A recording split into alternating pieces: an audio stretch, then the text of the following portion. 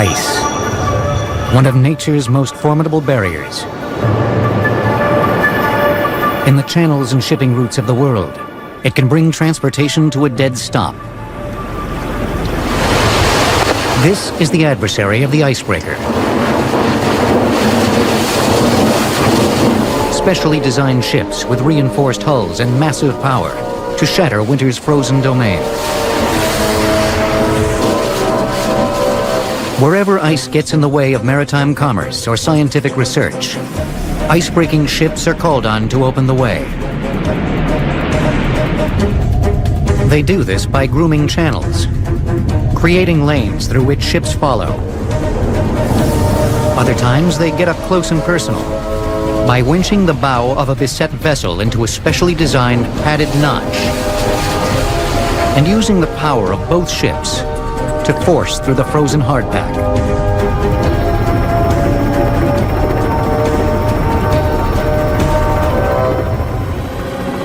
It is late January on the Great Lakes. A smooth, undisturbed layer of white covers the entire landscape. At this time of year, it is difficult to tell where the shore ends and the water begins. On Lake Huron, the ice is usually only 2 feet thick. But the wind can cause the ice to pile up on itself, forming a pressure ridge many times thicker. Shipped goods are imperative for the Great Lakes communities, and ships carrying these goods must make their way through this ice. Detroit alone needs 65,000 tons of fuel oil every day, much of which will be transported by barge. The 290-foot U.S. Coast Guard cutter Mackinac has been charged with keeping these supply lines open.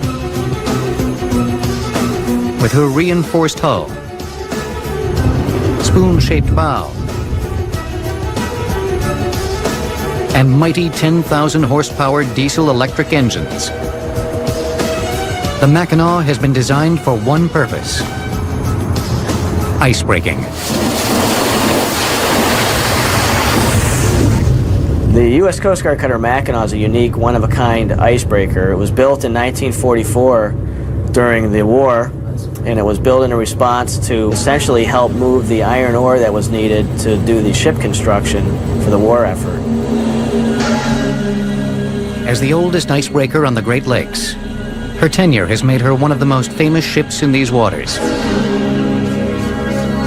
In nearly 60 years of service, the Mackinac has seen many renovations. On the bridge, ornate 1940s original equipment shares space with modern radar and navigation instruments. But what makes her truly remarkable as an icebreaker is her combination of strength and power. Well, the Mackinac, like all icebreakers, have special features that allow them to take on the massive forces of the ice. One is the hull form, which most of the ships now have a kind of a spoon bow, and they look sort of like a football cut in half if you were to pull them out of the water. The unique hull shape allows the ship to ride up on top of an ice sheet, using the weight of the vessel to break through. Along with that hull form, they also need very thick hull plating where it meets the ice, and they also need a lot of structure behind the plating to reinforce against the ice.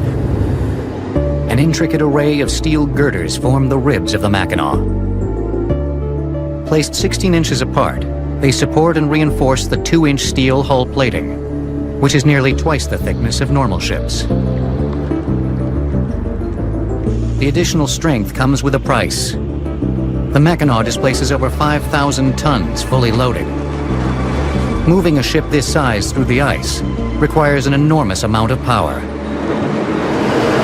On board Mackinac, there are 3 main engine rooms. This is one of them. It is the heart and soul of the vessel. We have 6 main diesel engines. Fairbanks Morse post piston, and they are coupled to a generator. The generators provide electricity for both of the 5,000 horsepower propulsion motors, which in turn spin the 2 10.7-ton aft propellers. The diesel-electric engine has been used on board icebreakers for quite a while, and it's the preferred power plant, primarily because when the propeller goes through the ice, if it hits a large piece, there's a shock on that propeller and it's transmitted back through the shaft. The propeller shafts are spun by the powerful electric motors, which utilize magnetic fields for propulsion, as opposed to being directly attached to the diesel power plant, which would require additional gears and mechanical linkages. More to damage if a propeller were suddenly jammed in the ice. The Mackinac has other traits that make her at home in the ice. Onboard tanks and pumps comprise a heel and trim system. In 30 seconds, over 100,000 gallons of water can be pumped from one side of the boat to the other. The rapid shift in ballast causes the over 74-foot wide ship to rock, crushing the surrounding ice. An additional propeller at the bow can also be employed. By churning the water ahead of the vessel, the propeller destabilizes the ice while washing the broken pieces from its path.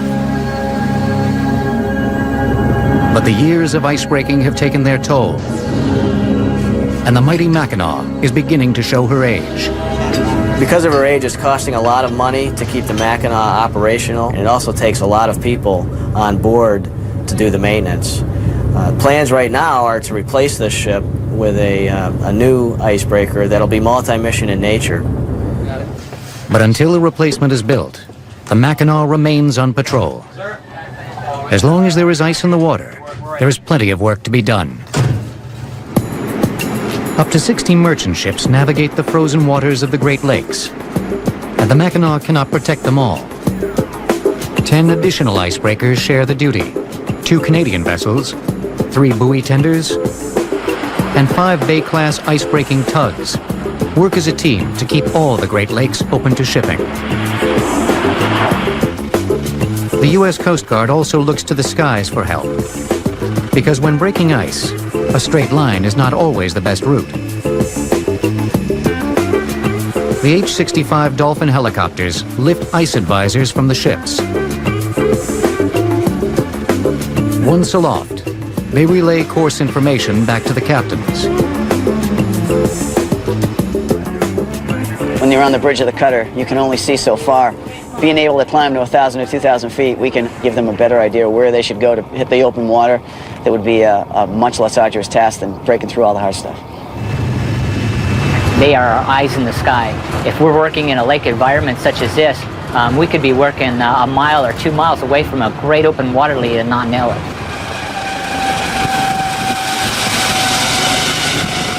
But today, the air crew has spotted an enormous ice sheet, blocking the route onto the Mackinac Bridge at the northern tip of Lake Huron.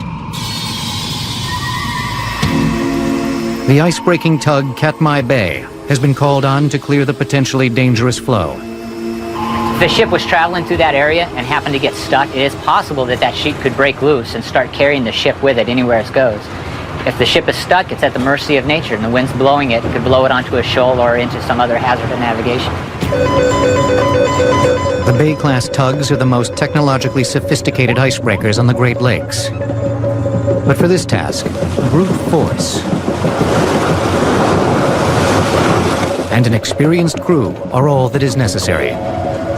Sometimes we find a pressure ridge, a large windrow that we are unable to just break through on the first time. We have to employ a backing and ramming maneuver. And we'll take the ship and we'll back up in the track that we just established, anywhere from 2 to 3 ship lengths. And then we'll come ahead again, and we'll use the backing ability of the ship to keep it in the straightest line as possible.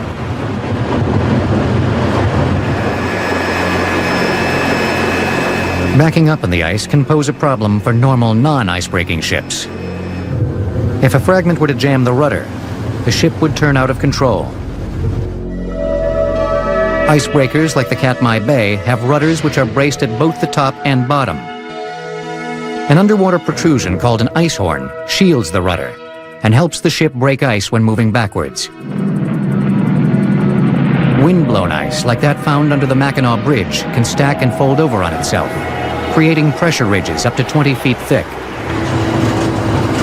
The ship will have to back and ram many times to get through this extremely tough ice. Fortunately, the Bay-class ships have other weapons at their disposal.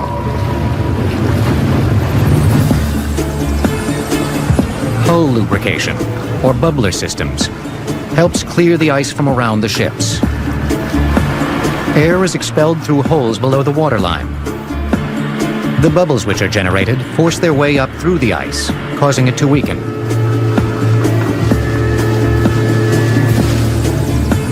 Once the ship has broken through the pack ice, the specially designed bow and powerful prop wash create wave action in the surrounding water. The ripple effect causes the ice to flex and break apart. The Coast Guard needs these technological tricks. By the end of the season, it has spent over 4,600 hours assisting more than 500 trapped ships, any one of which could have become a financial disaster, or worse, a human tragedy. But the icebreakers and their crews keep the waters safe. One of the things that makes this such a great ship is the crew. They're the ones that do all the hard work. Without a doubt, they're a bunch of can-do coasties. For icebreakers, the Great Lakes are a microcosm. This same scenario plays out with hundreds of ships all over the world. Where people in cold climates depend on shipping, icebreakers are there to clear the way. Next, the combination of economics and polar exploration force early shipbuilders and mariners to push the boundaries and risk their lives.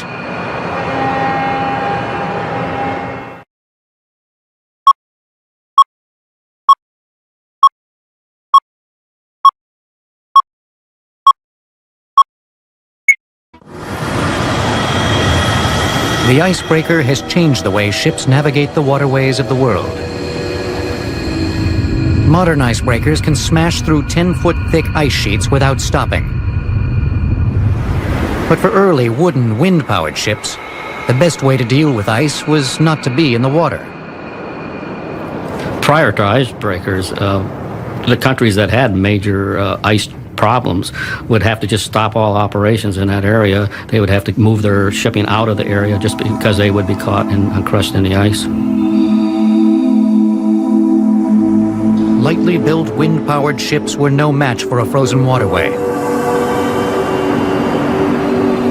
That would begin to change with the perfection of the steam engine by James Watt in the late 1700s, and the subsequent creation of steam-powered ships. But there were still problems. In the 1830s and 40s, when you begin to have steam-powered vessels, even they were too underpowered to punch their way through ice. Most of these vessels still had sail, and even the combination of both were too underpowered. Captains who blundered into heavy ice had few options. Depending on the atmospheric conditions, the ships could be trapped until a thaw or mercilessly crushed. The crews would toil to free their ships with sledgehammers or anything else they could find to stave off the encroaching freeze. The other things they could do was put a anchor out on the ice and then using the ship's capstan winch yourselves forward. So there really wasn't much you could do. And probably the best illustration of this is what happened to Ernest Shackleton in the Antarctic. His ship was trapped, drifted for many miles. Eventually the ice crushed it. Still, many mariners remained undaunted, particularly those who stood to make a great deal of money hunting whales and seals near the frozen poles. In the 1870s or 1880s, whaling and sealing became a fairly good business. Therefore, we had to start getting more strengthened ships for this, and they started to put better framing in the ships and strengthen them on the outside of the ship also. The United States' first real foray into icebreaking came with the purchase of the Alaska Territory in 1867. The federal government charged the Revenue Cutter Service, later to become the U.S. Coast Guard, with regular missions to the region. The ships of the Bering Sea Patrol would set sail in the spring from Seattle. Heading north as the ice melted, they would stop in native villages along the way. The captains of those early cutters were the only government representatives in the territory. Part diplomat and part law enforcement, they were both loved and feared by local inhabitants.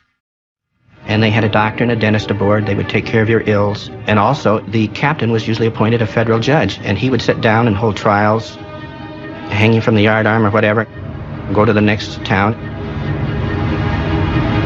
The captains and crews would also be responsible for enforcing some of America's earliest environmental laws.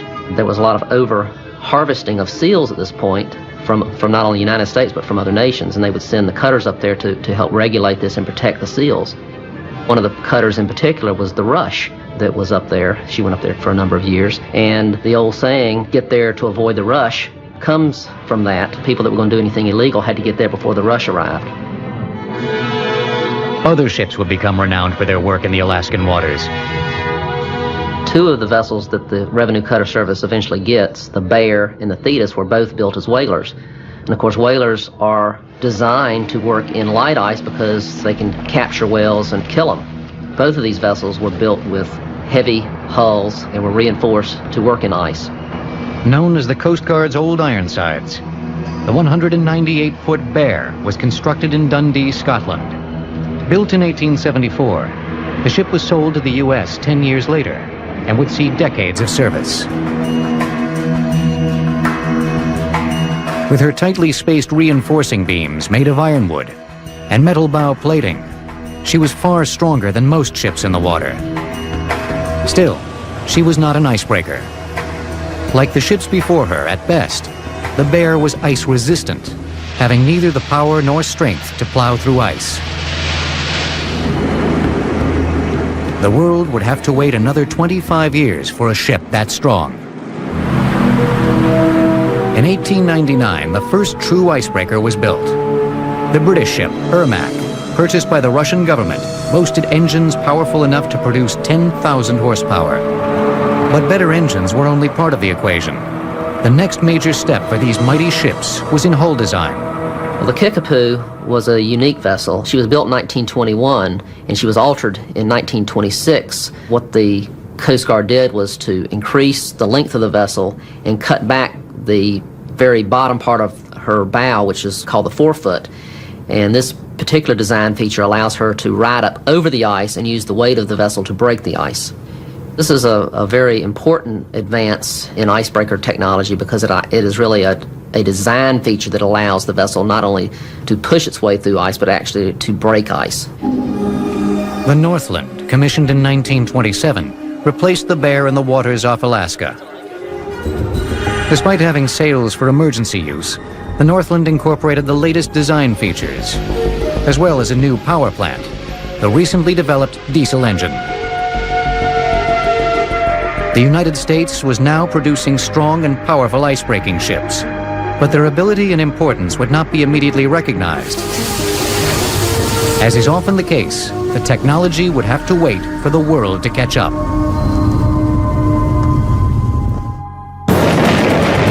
Next, the outbreak of World War II gives icebreakers a new global purpose.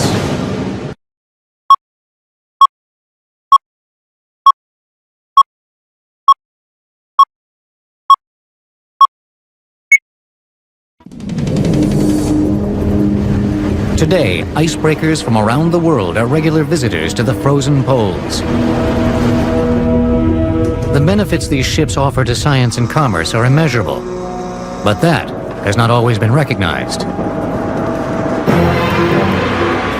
By the late 1920s, shipbuilders were making icebreakers that combined strength, power, and design features.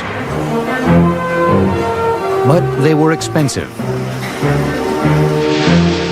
The U.S. Coast Guard still ran the Bering Sea patrols with turn-of-the-century ships. There seemed no reason for the newer, more costly vessels. But that would soon change.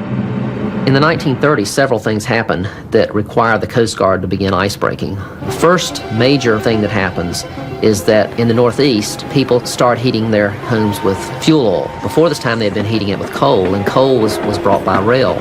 But heating oil was brought by barges up the rivers. The shift in consumer habits prompted a second major change. In 1936, President Roosevelt ordered the U.S. Coast Guard into the icebreaking business. The 1936 executive order by President Roosevelt that stated that the Coast Guard should try to keep the navigable waters open during winter months basically caught the Coast Guard unprepared. Their turn-of-the-century fleet would no longer suffice. The Coast Guard began an intensive study of icebreaker technology. Leading the research was Lieutenant Edward Thiel, who immediately turned to European designers for help. Because harsh Scandinavian winters would freeze harbors solid, countries such as Denmark and Sweden built some of the best icebreakers in the world. Thiel found that many of the European ships utilized bow propellers to clear the way in front of them, while powerful diesel-electric engines battered the unrelenting ice. When he was over in Europe and looking at the icebreakers of the northern European countries, one of the things that Thiel realized was that some of the technology was already in use in the United States in other vessels. For example, the bow thrusters were being used on Great Lakes car ferries. What he was surprised is that nobody had put all of this technology together to create or to build an icebreaker. The culmination of Thiel's efforts was the 110-foot Raritan-class icebreaker tugs. 4 of these vessels would be built in 1939. Their relatively short length allowed the ships to follow the winding leads and cracks in the ice, but they still had plenty of power to punch through when necessary. But Thiel's greatest contribution to icebreakers would come as the world spiraled into war.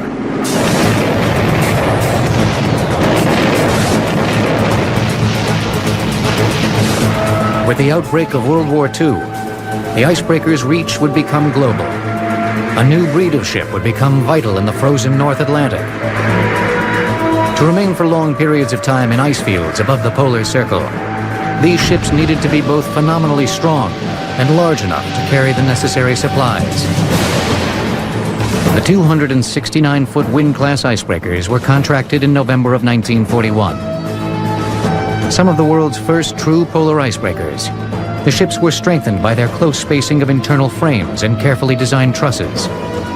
Combined with a 1 5/8-inch welded steel hull plating, these ships could resist 3,000 pounds of pressure per square inch along the waterline. At the beginning of the war, we based our designs on the breakers that they had in Europe. They were much smaller icebreakers, and about 75% of them had a bow screw. We figured that the Europeans never left the fjords over there because as soon as we went into hard Arctic ice, we broke screws. And consequently, they were built that way, but we took them off within a couple of years. Once they were redesigned, the Wind-class breakers became the best the world had ever seen.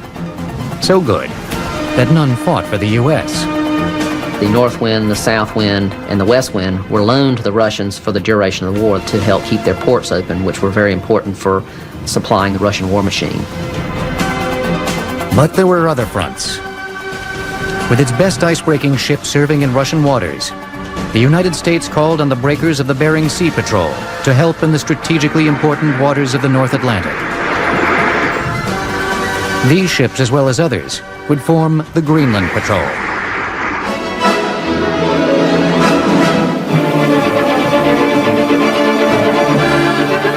On patrol in the Arctic off Greenland, the United States Coast Guard cutter moves through bleak iceberg-infested waters.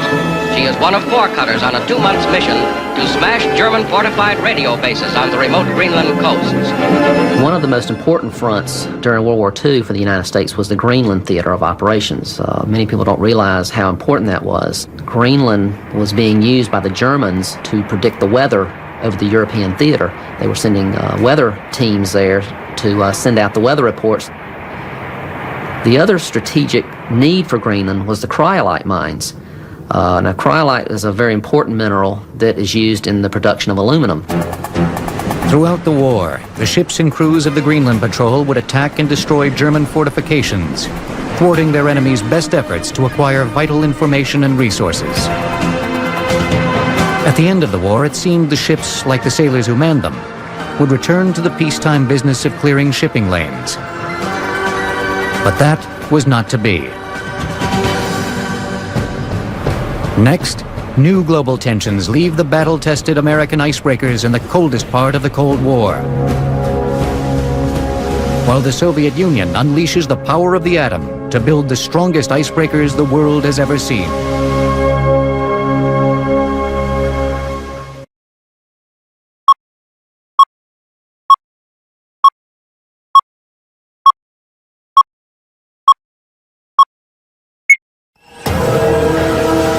In December of 1946, Operation High Jump became the first post-war U.S. military mission to the South Pole.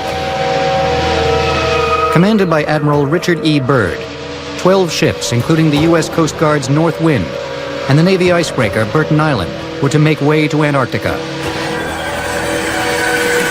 The convoy's mission was to build the outpost Little America 4 near the Bay of Whales. Unfortunately, the 269-foot Burton Island, which was similar in design to the North Wind, was not built in time to join the convoy. This left the North Wind in charge of all icebreaking duties and would have nearly disastrous consequences. At different times during the mission, all 11 vessels became trapped in ice. The first ship to become beset was the USS Mount Olympus. The North Wind made use of its towing rigs at the rear of the ship to pull the Navy frigate close and drag it from the clutching ice.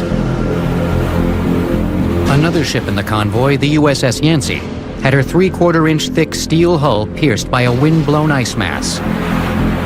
She also had to be towed to safety. Equally unlucky, the submarine Senate was so severely damaged after colliding with the ice, she was forced to abandon the mission completely. The remaining ships pushed forward, following the North Wind's lead as it opened the Bay of Whales to be used as a port and staging area. We first went to Antarctica, of course, in 1946, and then that kind of slacked off until the early 50s, and they started what they called Operation Deep Freeze. Every year since 1955, Operation Deep Freeze has sent a convoy of ships to the South Pole for base resupply and other military purposes. And every year, an icebreaker contingent has led the way. But the North Pole, due to its close proximity to the Soviet Union, would become far more strategically important. Fearing a Russian sneak attack, the United States built multiple distant early warning radar sites in northern Canada and Greenland. Known as the Dew Line, these sites would need constant resupply. Again, the icebreakers would lead the way. The Soviet Union also found the frozen polar waters extremely important. Mariners had long dreamed of opening northern shipping lanes like the Northwest Passage, connecting the Pacific and Atlantic Ocean above Canada. For the Russians, the Great Northern Sea Route was the goal. In hopes of finding a way through the treacherous ice fields above northern Europe and Asia, Russian icebreakers were sent on missions in the early 1950s. Researchers and scientists would study atmospheric, water, and ice conditions. The information gathered would help them push icebreaker design to a new level. In 1959, the icebreaker Lenin was built. She would be the first surface vessel powered by nuclear reactors. On her first trial run in May of 1960, a contingent of shipbuilders and scientists were on hand to test everything from ice strength to radioactive hazards. The Lenin would become so successful in the waters off northern Siberia that she would be called on when other icebreakers were beset. The Soviet Union, with its abundance of untapped northern resources, would organize the greatest icebreaker missions the world has ever seen. Transportation of ore, oil, and countless other materials would continue year-round. To achieve this in the frozen northern waters, the Soviets would continue to build nuclear icebreakers through the 60s and 70s.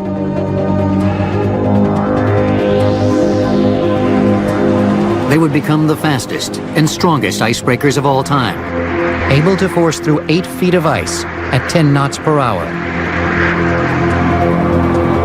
For the United States, the ships and missions would also begin to change.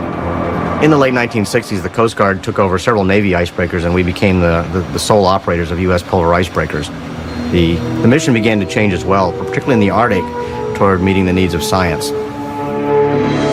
But the aging wind-class icebreakers with their space-consuming deck guns were better suited for war than scientific exploration.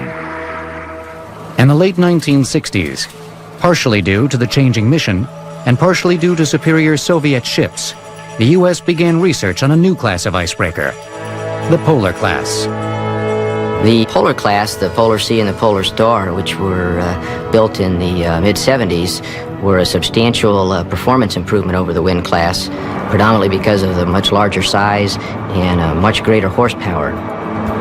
The polar class is able to run in 2 power ranges. The economically efficient diesel-electric mode can produce a total of 18,000 horsepower.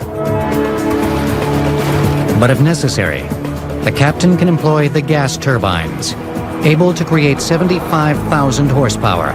These engines are so forceful, they can only be used for short bursts. The 399-foot polar vessels became the most capable breakers in the U.S. fleet.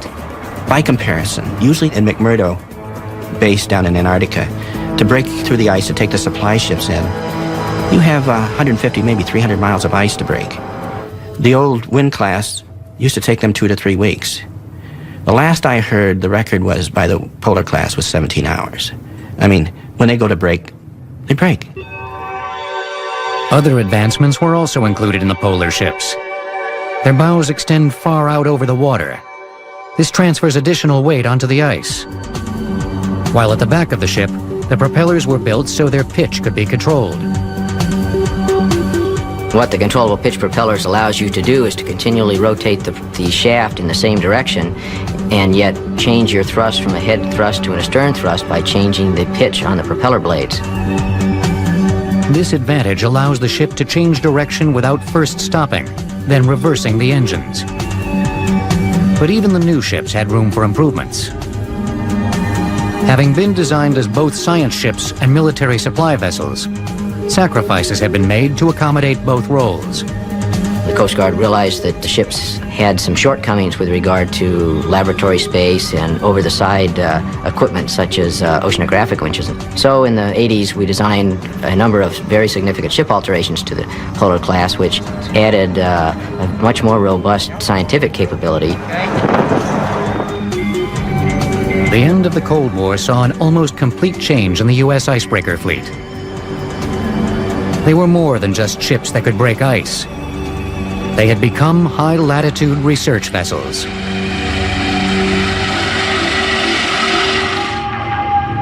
Russia would also see a change in their ships, but not for the better. The crumbling post-Cold War economy would offer little financial support for the once grand nuclear fleet.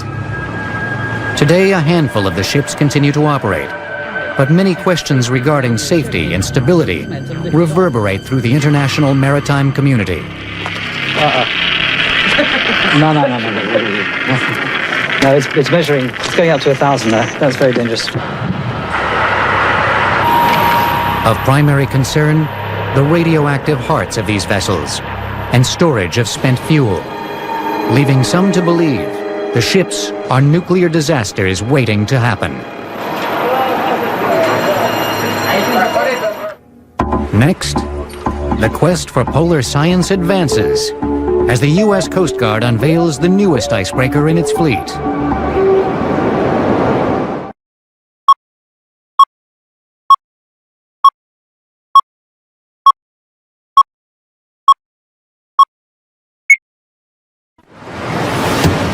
The newest member of the Coast Guard icebreaker fleet was commissioned in 1999. The U.S. Coast Guard cutter Healy is the largest non-nuclear icebreaker ever built. Constructed by Avondale Industries Incorporated in New Orleans, the 420-foot, 16,000-ton Healy boasts engines capable of producing 30,000 horsepower. Though less powerful than her peers in the polar class, the Healy has been designed to do far more with fewer resources. Sophisticated computer control systems mean, if necessary, the entire ship can be sailed by as few as 4 people.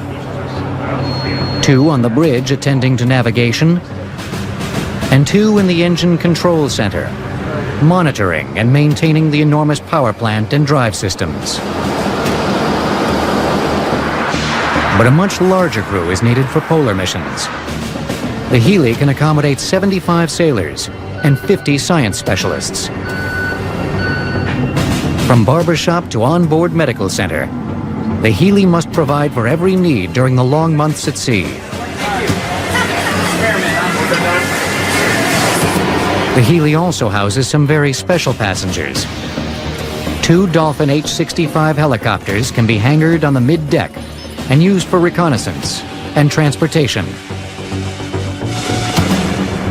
In addition to the onboard equipment, the Healy has other attributes that make her remarkable. The Healy has a much more squared-off hull form than the Polar class. Icebreakers in general have a reputation for rolling very badly in a seaway because of the football shape of the hull. Healy, on the other hand, has proven to be a very nice seaboat and rides very well in a seaway. The Healy is at home in the water, as was her namesake. Captain Michael Healy gained notoriety as the hard-working, hard-drinking captain of the U.S. revenue cutter Bear during the early years of the Bering Sea Patrol. Captain Healy was a very capable seaman, very renowned for his knowledge of the ice and ice handling, but a very tough disciplinarian. Captain Healy's nickname was Hell Roaring Mike. He was certainly not a shy or shrinking person, but probably the most experienced revenue cutter captain. As if to proclaim her wild heritage, during her launching ceremony, the Healy dropped into the water and raised a 30-foot wave, which washed over spectators and dignitaries in the grandstand.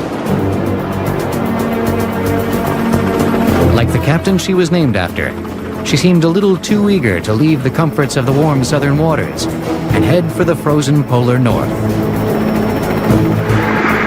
Her first encounter with ice was during an 8-month trial period in the waters between Canada and Greenland. The Healy's performance pleasantly surprised the captain and crew. During the ice trials, we wanted to test the ship, first of all, in level ice. And we did that in several thicknesses, and we found that while the design criteria specified that the ship must break at least 4.5 feet of ice continuously at 3 knots, we found that we were able to break 5.5 feet at just under 3 knots. So we felt that the ship really not only met the design criteria, but exceeded them as well. The level ice test was a resounding success, but it was important to see how well the new ship would handle the tough polar pressure ridges, which most icebreaker crews do their best to avoid. Well, I think we broke a pressure ridge during the test that was approximately 28 feet high, but it was considerably thicker than that down below the waterline where you can't see it. The Healy's incredible strength is tempered by her sophisticated scientific capabilities. Well, Healy is very well suited for a wide range of science disciplines. We have lots of over-the-side capability where we can take samples from the ocean bottom, we can take samples from the water column. We also have a number of electronic and acoustic systems. We have a bottom mapping sonar where we can actually map the topography of the ocean bottom. We also have things like a bow tower so we can do meteorological research, atmospheric research, pretty much anything in biology, geology, oceanography. All of those things are capabilities of the vessel.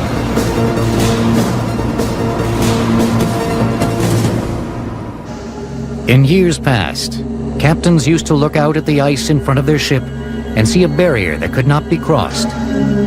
Today, they see a door to discovery, to which the icebreaker is the key.